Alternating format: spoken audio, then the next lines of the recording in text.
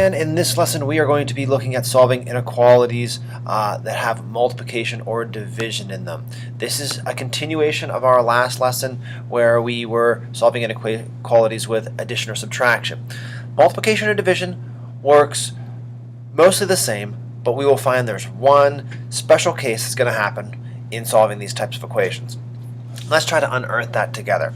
So here we have basically the inequality 10 is less than 20. We'd all agree with that.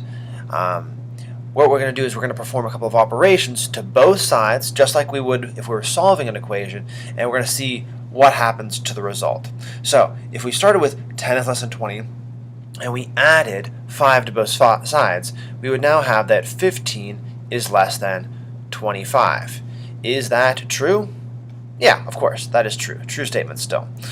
Alright, what happens if we subtracted 5 from both sides? So, starting off with 10 is less than 20. If we subtracted 5, we'd have 5 is less than 15. Is that a true statement? Yep, still true. Let's try multiplying. Multiplying both sides by 5. That would give us 50 is less than 100. Is that a true statement? Yes, true statement still. So far, so good. What happens if we divide both sides by 5? Divide 10 by 5, we get 2. Divide 20 by 5, we get 4. Is 2 less than 4? That's true. So far, it seems like everything is working out perfectly the same for multiplication and division.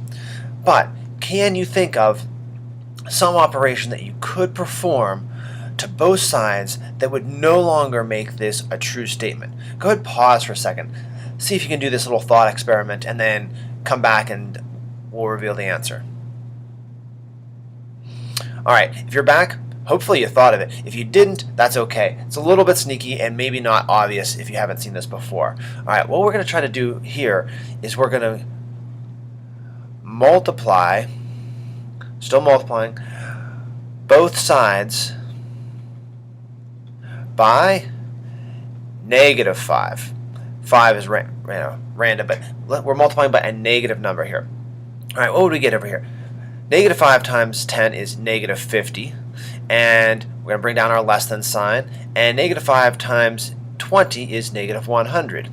Is negative 50 less than negative 100? No, this is a false statement. This is not true anymore. Negative 100 is much smaller than negative 50. Oh, so that broke our rule. Now let's go ahead and try another one. What else could we do? We could divide both sides by negative 5. Alright, here we get negative 2, bring down our less than, and negative 4. Is negative 2 less than negative 4? Nope, false again. So in both of these last instances, we did the same thing to both sides, which seems fair, but it made false statements. So what can we make for our rule here? Whenever you multiply or divide an inequality by here the key was a negative number. The reason why we picked 5 was just because it was divisible by both 10 and 20, so it worked every time. So when you multiply or divide an inequality by a negative number, you must change the direction of the inequality. What do we mean by change the direction of the inequality? Specifically, if we had a less than, it's going to turn into a greater than. If we had a greater than, it's going to turn into a less than. If we had a less than or equal to, it's going to turn into a greater than or equal to. A greater than or equal to will turn into a less than or equal to.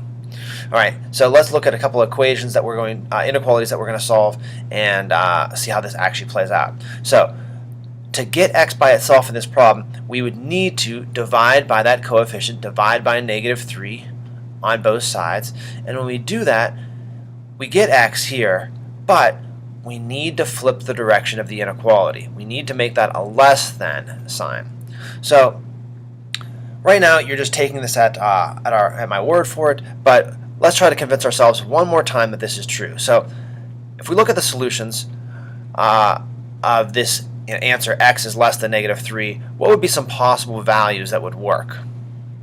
Some possible values that would work would be things like negative 4, negative 5. Both of those would work. Let's take them back to the original and plug them in.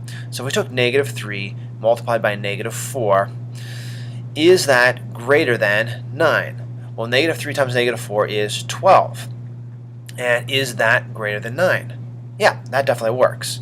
Let's try our negative 5. So negative 3 times negative 5, is that greater than 9? Well, that's 15 greater than 9. That works. Okay, so we're seeing that these values that are smaller than negative 3 are working.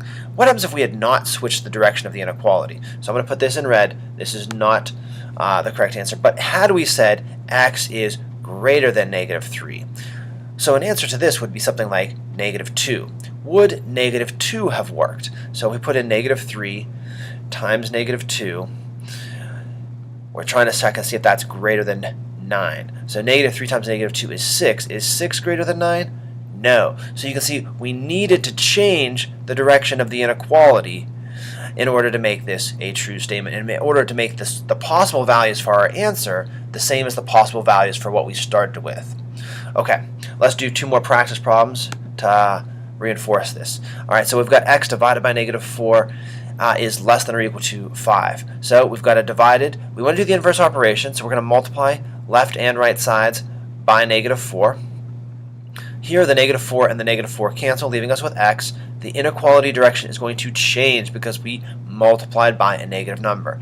And on the other side, we're going to get negative 20. So that is our answer. We should go ahead and plot this on a number line.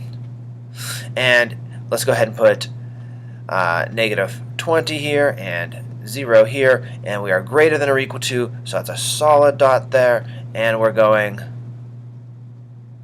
in this direction. All right, let's try another example. 4x is less than negative 12. All right, coefficient is 4. Divide both sides by 4, and we have x. What symbol should go in here? Pause, think. We keep the less than. Why are we keeping a less than? I thought we were switching this. This is not a negative number. We're not dividing by a negative number. Since this is positive, we don't switch the direction of the inequality. It's not any time we multiply or divide. It's only when we multiply or divide by a negative number. So this does not change the direction of the inequality. Watch out for that. Students sometimes get in the habit of always changing the direction when you multiply or divide. It's only when you multiply or divide by a negative number. So we are less than negative 3 here. So let's go ahead and put an open circle there at negative 3, and we're going to the left here. Okay, we're going to practice some more problems in class tomorrow.